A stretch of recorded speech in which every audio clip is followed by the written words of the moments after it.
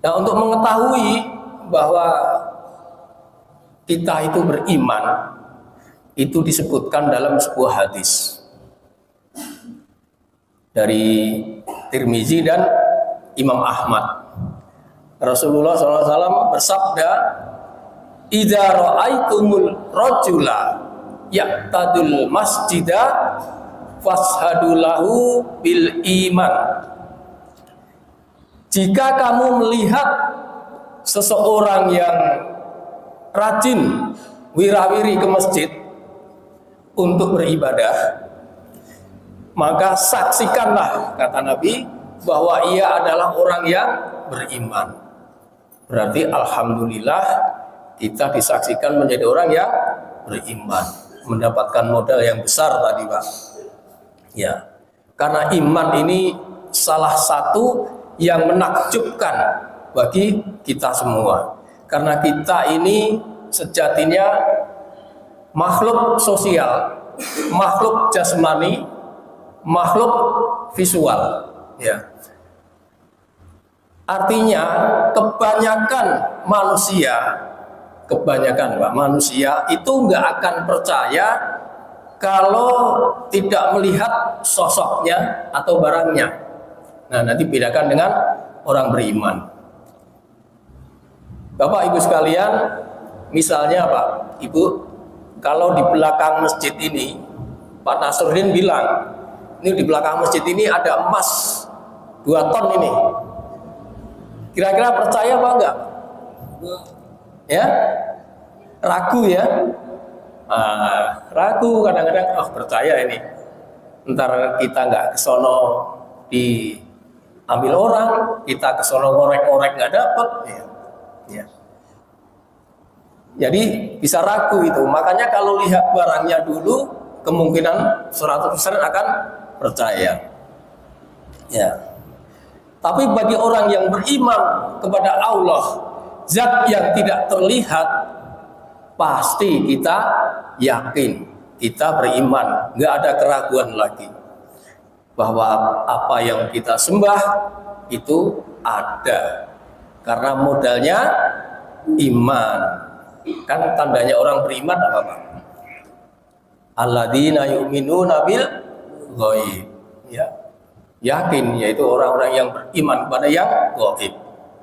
Sekalipun kita tidak pernah atau belum melihat Allah, tidak pernah melihat malaikat, hatta tidak atau belum melihat Nabi, tapi dalam diri kita sudah ditanamkan keimanan kita menjadi kukuh, menjadi kuat, sehingga kita selalu senantiasa mengimaninya kepada yang gaib.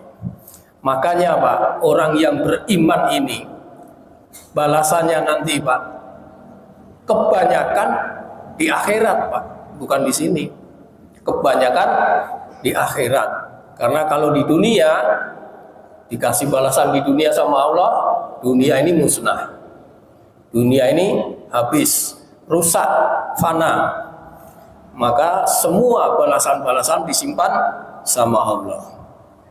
Nah, seorang yang beriman atau kita, kehidupan manusia ini membutuhkan sesuatu yang sangat kita perlukan, yaitu ampunan dan pahala.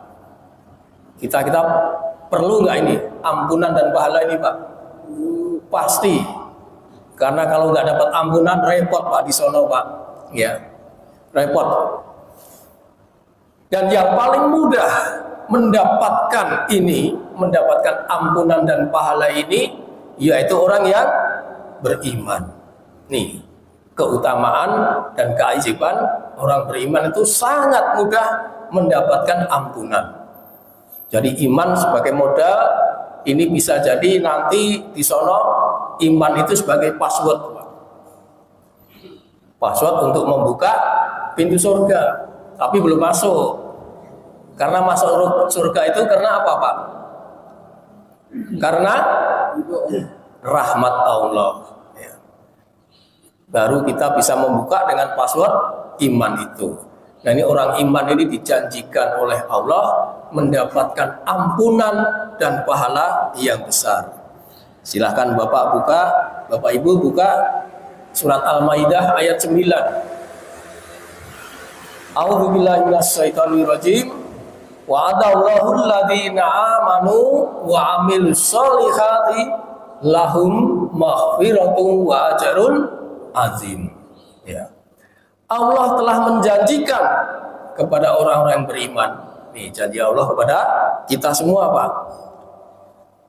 Allah menjanjikan kepada orang-orang yang beriman dan beramal soleh bahwa mereka akan mendapatkan ampunan dan pahala yang besar. Ya. Oke ya Pak ya, kita akan mendapat keampunan dan pahala yang besar. Yang kedua, Allah sebutkan juga di dalam surat Toha ayat 82. Wa inni la ghafarul liman taba wa amana wa amila sholiha summa tada. Dan sungguh kata Allah, aku maha pengampun bagi orang yang taubat, orang yang beriman. Nah, ini digarisbawahi, orang yang beriman dan orang yang berbuat kebaikan, kemudian tetap dalam petunjuk.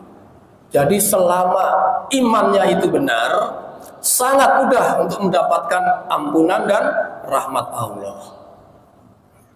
Memang ada iman yang nggak benar, Pak. Ada nggak, Pak? Imannya siapa, Pak? Imannya orang munafik. Kan di dalam Al-Baqarah itu disebutkan di awal-awal surat itu, wa minan nasi may yaqulu amanna billahi wa bil yaumil akhir.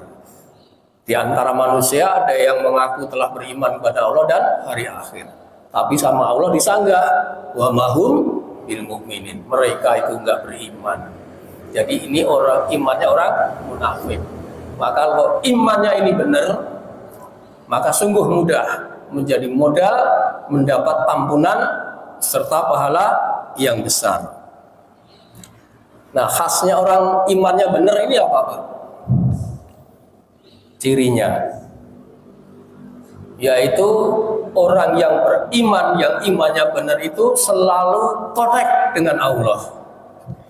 Ketika ada panggilan, Bang Said adzan ya Allahu Akbar, Allahu Akbar, itu connect hatinya orang beriman itu, lalu mempersiapkan diri.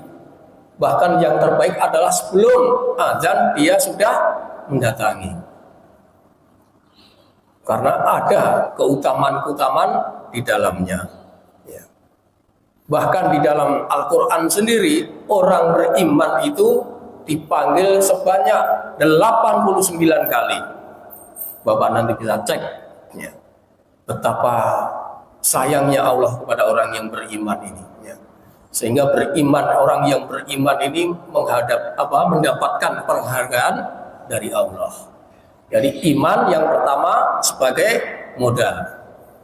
Yang kedua, keutamaan dan keajaiban orang yang beriman, doanya diijabah oleh Allah. Jadi orang yang beriman punya peluang besar, sangat besar diijabah doanya.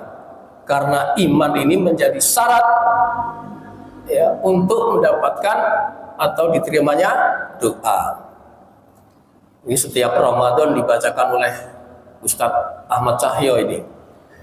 Ya, wa idza sa'alaka ibadi anni fa inni qarib. Ujibu da'watad da'i idza da'an. Falyastajibu li wal yu'minu bi la'allahum yarsudun. Dan apabila hambaku bertanya kepadamu Muhammad tentang aku, maka katakanlah aku ini dekat. Aku kabulkan, nih janji Allah, aku kabulkan permohonan orang yang berdoa ketika dia berdoa kepadaku. Tapi falyastajibuli, tapi kamu ikut perintahku, wal yu'minu bi, dan beriman kepadaku. Ya. Jadi syaratnya beriman ya, agar mereka memperoleh kebenaran. Dengan iman itu maka maksudnya kita akan diterima doanya, diijabah doanya, dikabul doanya. Ya. Itulah keutamaan orang yang beriman, sehingga sampai-sampai Allah memberikan apresiasi kepada orang beriman, yaitu suatu amalan yang mudah, tapi rewardnya, hadiahnya sangat besar, sangat luar biasa. Dan ini hanya bisa dilakukan oleh orang yang ada imannya di dalam hati. Nah, apa itu apresiasi Allah? Saya sebutkan nanti contohnya 2 ya Pak. Sebenarnya banyak sekali. Tapi ini yang saya kasih contoh, ini yang biasa kita kerjakan. Yang pertama, ini Bapak udah tahu semua ini. Nabi SAW bersabda, "Man qara'a ayatal kursi dubura kulli sholatin maktubah lam yamna'hu min dukhulil jannati illal maut."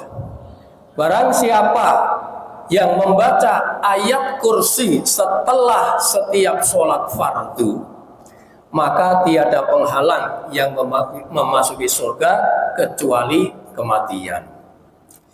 Bapak sudah praktek semua ya? Sudah Pak?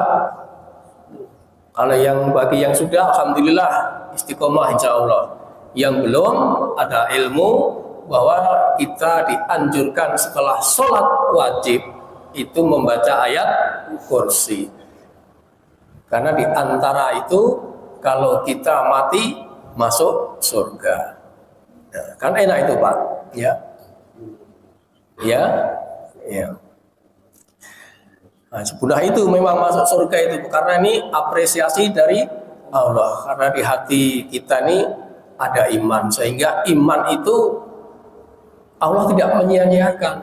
Allah memberikan penghargaan. Contoh kedua Pak,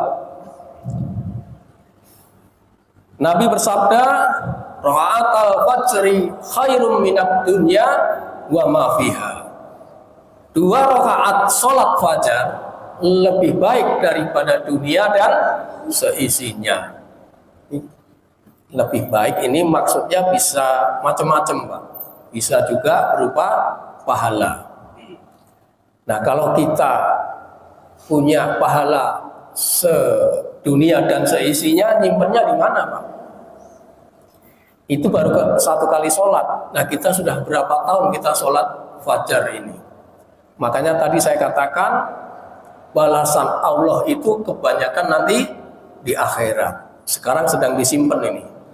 Gudangnya Allah itu luar biasa. Kita nggak sampai untuk memikirkan gudangnya Allah. Betapa miliaran orang muslim, orang yang beriman, mendapatkan apresiasi dari Allah hanya dengan sholat 2 rakaat sebelum subuh. Maka sangat dianjurkan, kalau nggak bisa sholat di rumah, sholat sunnahnya, maka jangan mepet-mepet ke masjid Pak, supaya ada waktu bisa sholat fajar. Keutamanya itu ya. Kemudian yang ketiga, yaitu kita harus merawat iman Pak.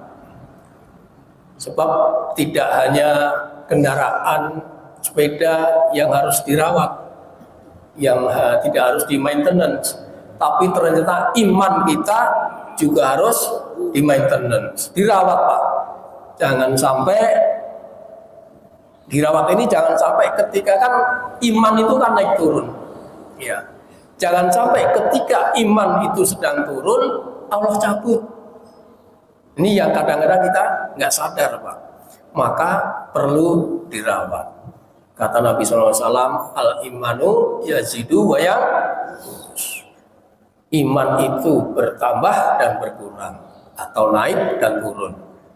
Ya, naik ketika iman kita habis taat dalam ketaatan, turun ketika maksiat. Maksiat itu tidak selalu dengan zina, judi, khamr, tapi mata kita ini Pak, yang kadang-kadang nggak sadar kita bermaksiat atau mencela segala sesuatu yang dilarang, itu menjadikan kemaksiatan. Makanya ini perlu dirawat.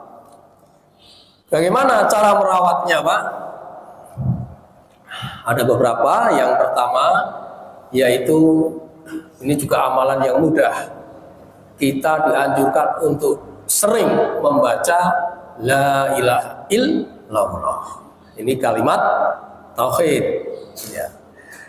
Dari Nabi SAW, beliau bersabda, jadidu imanakum, perbaharuilah iman kamu. Kata Nabi kepada para sahabatnya. Maka sahabat bertanya, kaifa nujaddidu imanana, bagaimana cara memperbaharui iman kami? Maka Rasulullah bersabda, aksiru min qauli la ilaha illallah, maka perbanyaklah mengucapkan la ilaha illallah. Hadis riwayat Bukhari. Karena orang yang sering melafazkan la ilaha illallah itu, insya Allah ketika dalam keadaan sakaratul maut dia akan bisa mengucapkan kalimat tauhid.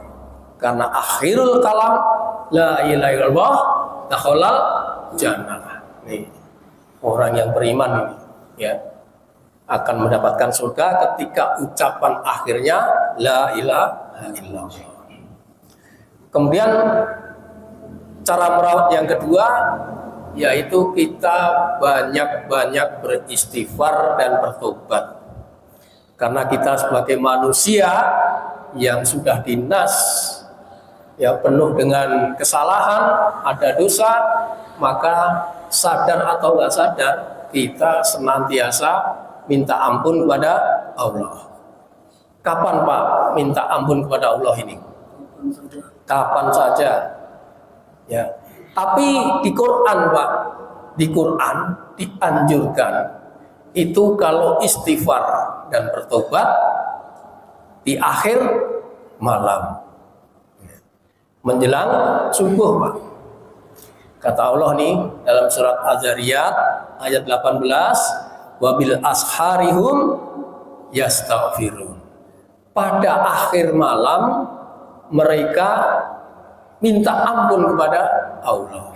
Itu akhir malam. Nah, nanti kita lihat lagi nih Qur'annya nih. Ali Imran ayat 17 nih. As-sabirina was-sadiqina wal qanitina wal munfikina wal mustaghfirina bil ashar. Orang-orang yang sabar, yang benar, yang taat, yang menginfakkan hartanya, mereka minta ampun pada waktu sahur. Ya, kalau di Quran diartikan begitu. Jadi waktu sahur atau akhir malam tadi di Quran itu adalah menjelang subuh. Jadi Bapak Ibu yang gemar bangun sebelum subuh, manfaatkan waktu yang singkat, mungkin bisa 5 atau 10 menit sebelum subuh untuk minta ampun kepada Allah. Ini karena nanti ada hadiahnya Pak, orang yang sering minta ampun kepada Allah itu. Ya, nanti bisa Bapak baca di surat Nuh. Ya, ayat 10 dan 12 itu mereka diperintahkan untuk minta ampun kepada Allah. Karena kalau sudah minta ampun, Allah senantiasa akan memberikan hujan yang lebat. Apa itu hujan yang lebat itu? Bisa dua makna. Memang zaman dulu waktu kekeringan bisa memang hujan, secara fisik hujan, tetapi hujan juga kalau nanti Bapak baca di surat Furqan ayat 48 dikatakan bahwa hujan itu adalah rahmat. Jadi hujan bisa berbentuk hujan benar atau rahmat. Rahmat bisa apa saja, bisa rezeki, bisa kesehatan itu. Kalau kita banyak beristighfar. Ya.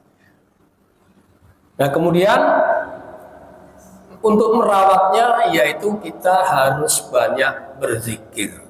Ya selain tadi zikir la ilaha illallah, ada zikir-zikir yang lain yang disunahkan untuk selalu sebagai orang yang beriman mengucapkan zikir-zikir yang diajarkan oleh Rasulullah SAW. Karena Allah perintahkan ini kepada orang yang beriman itu untuk berzikir. Ya ayyuhalladzina amanu dzkurullaha dzikran katsira. Wahai orang-orang yang beriman, zikirlah kepada Allah dengan zikir yang sebanyak-banyaknya. Ya, jadi diperintahkan untuk zikir yang banyak. Zikirnya yang diajarkan oleh Rasulullah itu yang terbaik. Contohnya Bapak Ibu sudah tahu semua ya, misalnya subhanallah, walhamdulillah. Nah, itu semua sudah mengandung kalimat tauhid juga itu. Ya. Jadi ada kesempatan kita lagi nyetir, lagi ibu-ibu mungkin lagi masak, ya sambil zikir, nggak apa-apa.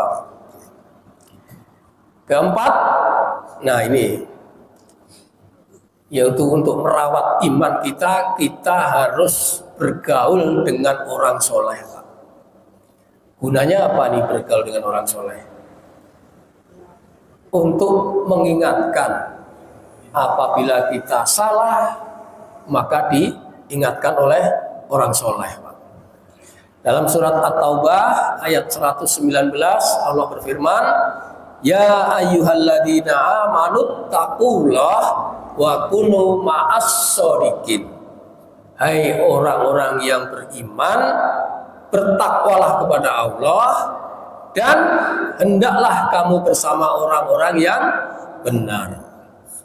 Orang yang benar itu orang yang jujur, yang amanah, yang soleh. Ya. Sehingga kalau kita bergaul dengan orang yang soleh, pasti ada manfaatnya. Karena agama seseorang itu tergantung kepada temannya. Kalau temannya soleh, pasti kita kenal. Kata Rasulullah SAW, ar-rajulu ala dini khalilihi wal yandur ahadukum man yukhalil. Seorang bisa dilihat dari perilaku beragamanya sahabatnya. Jadi seseorang itu bisa dilihat perilakunya dari agama sahabatnya. Maka hendaklah kalian memperhatikan agama sahabatmu dalam beragama. Hadis riwayat Abu Dawud, Tirmizi, dan ini dihasankan oleh sebagian ulama. Ya. Sampai sini kira-kira paham ya Pak ya? Insya Allah ya. Kan mudah kan? Iman itu tadi dapat modal, dapat aspirasi dari Allah, diberikan kemudahan untuk beramal, ganjarannya pasti surga. Ya. Terakhir, keajaiban orang beriman itu kalau dapat nikmat dia bersyukur. Kalau dapat musibah, bisa nggak kalau kita dapat musibah sabar ini masalahnya? Ini yang memang agak susah Pak.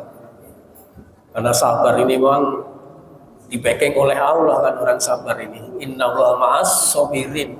Orang yang bersabar bersama Allah. Kalau udah di-backing Allah udah tenang Pak, urusannya beres. Ya. Jadi saya bacakan hadisnya.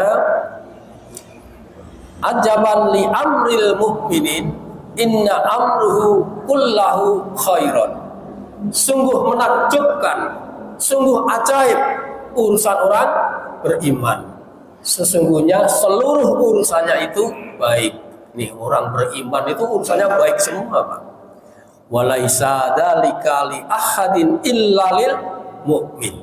Dan hal itu tidak dimiliki kecuali oleh seorang yang beriman. In asobathu sarrahu sakaro fakana khairullah. Apabila dia mendapatkan nikmat, dia bersyukur dan itu baik baginya. Wa in asobathu dzarra'u sabara fakana khairullah. Dan apabila dia mendapatkan musibah, dia sabar dan itu baik baginya. Jadi baik bersyukur atau sabar itu baik bagi orang mukmin. Semua urusannya menjadi baik. Ya. Itulah keutamaan orang yang beriman. Insya Allah kita orang yang senantiasa beriman itu nanti sampai hatta ta'tiyakal yakin, sampai kematian menjemput, kita tetap dalam keadaan beriman. Sehingga yang dijanjikan oleh Allah tadi apa? Ampunan dan pahala yang besar. Ya. Itu aja ya Pak ya? Cukup? Ya Alhamdulillah. Ya. Ya mudah-mudahan kita bisa istiqomah. Barangkali ada tambahan atau pertanyaan?